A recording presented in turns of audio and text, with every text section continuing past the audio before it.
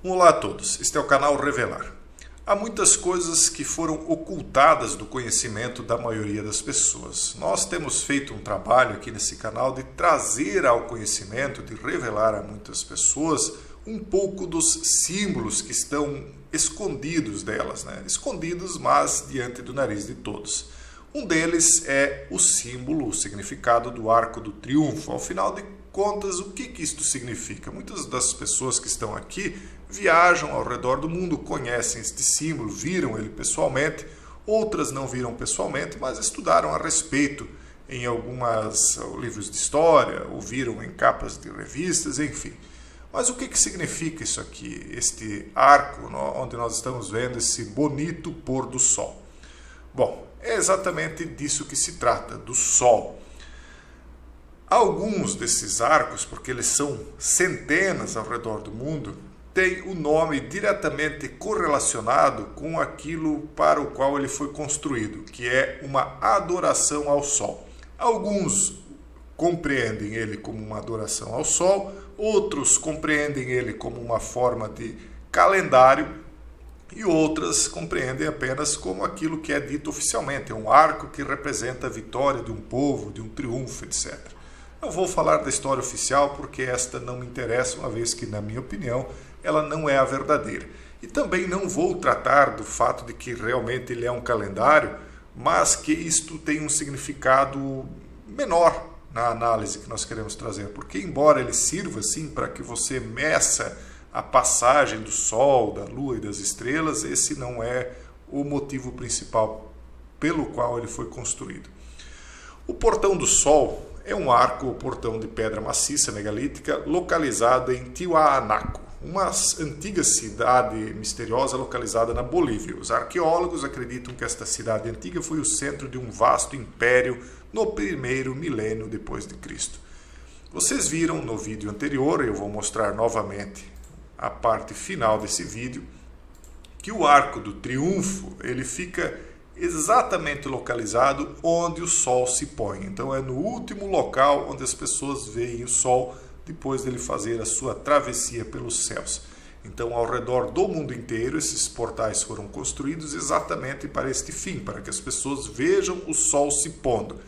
E, ao mesmo tempo, é bem notório, bem conhecido, que havia e há ainda um culto ao sol.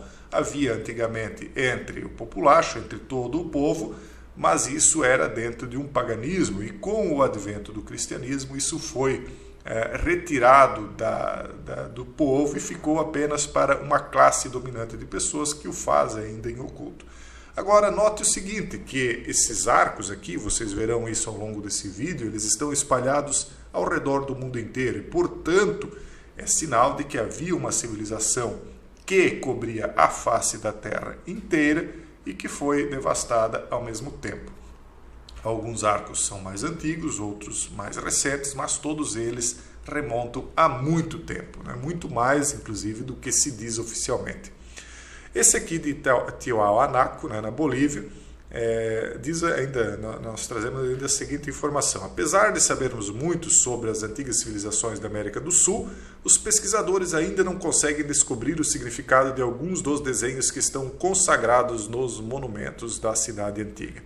Alguns especialistas acreditam que essas imagens são de grande valor astrológico e astronômico, são também, enquanto outros acreditam que são uma porta de entrada para outro mundo. Acontece que esses estudos astrológicos e ou astronômicos que eram feitos na antiguidade eram feitos primeiro para conhecer os tempos, para conhecer os sinais, mas porque eles acreditavam que os astros, Sol, luas, estrelas, etc., eram literalmente deuses. Não por acaso se dá o nome de Júpiter ao deus Júpiter, ao Saturno, ao deus Cronos, etc. Não é por acaso, é porque realmente eles adoravam o Sol, a Lua e as estrelas como deuses, o que é, segundo a crença cristã, algo condenável.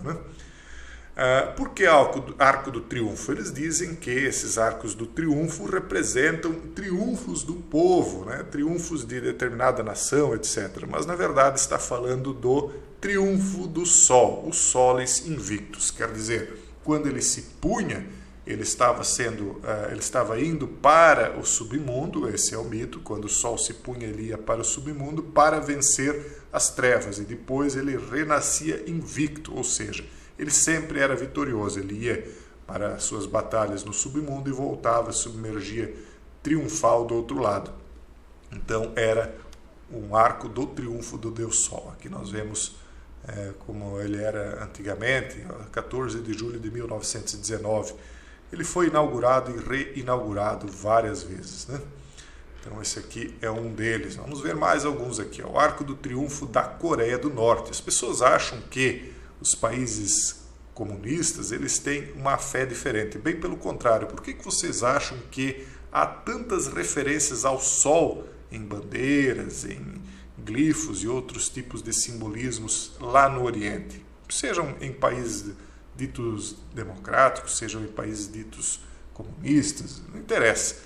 Sempre o Sol ele está em destaque, porque a humanidade ela tem essa raiz pagã de adoração ao Sol. Não importa em qual civilização, em qual povo nós vamos buscar, nós sempre vamos encontrar essa mesma raiz, que ao final de contas, na minha opinião, é um equívoco gravíssimo, mas ao final não estou aqui para tentar impedir ninguém de fazer isso, apenas estou mostrando para vocês como as coisas de fato são.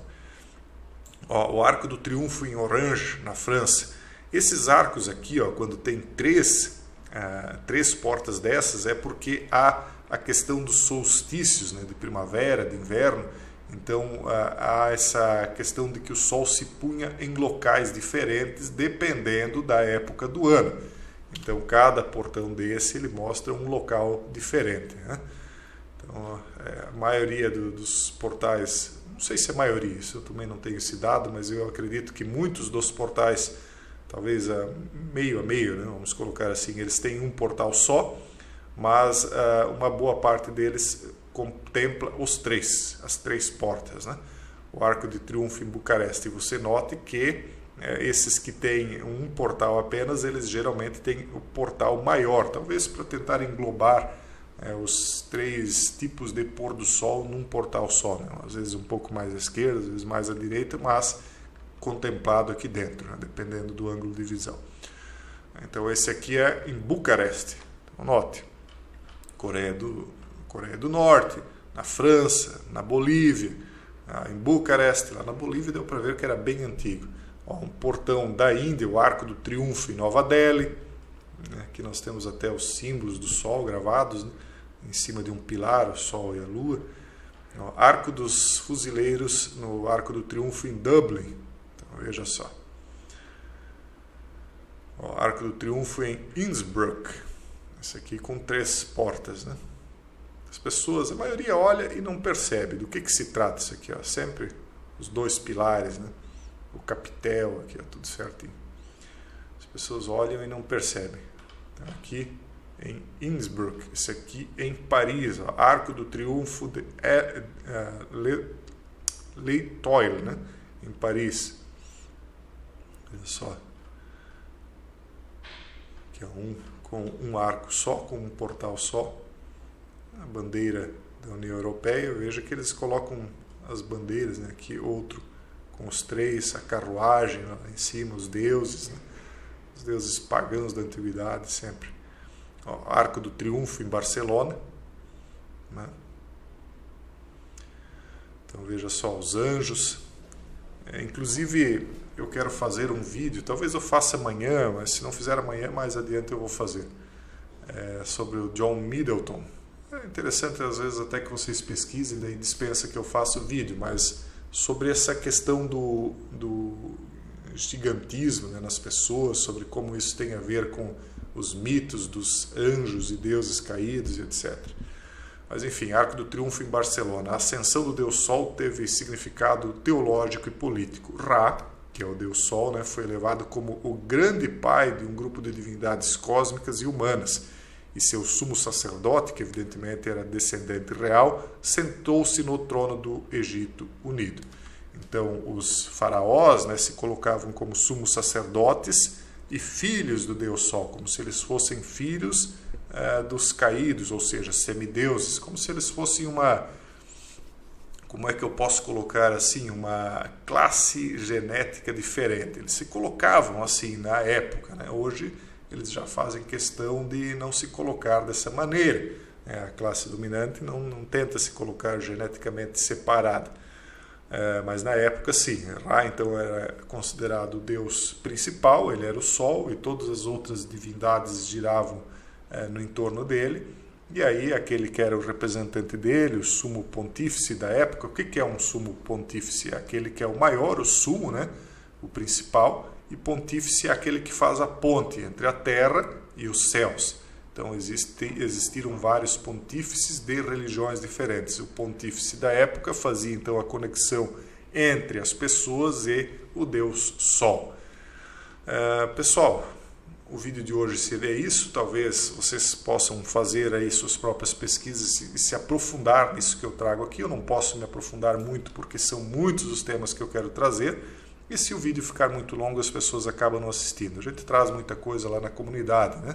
Para quem está nos acompanhando, há muito mais do que isso. Isso aqui é talvez 1% do que você encontra lá, e quem está lá pode testemunhar que isso aqui não é nada em comparação com o que você aprende lá. Pessoal, um forte abraço e até o próximo vídeo, se Deus quiser.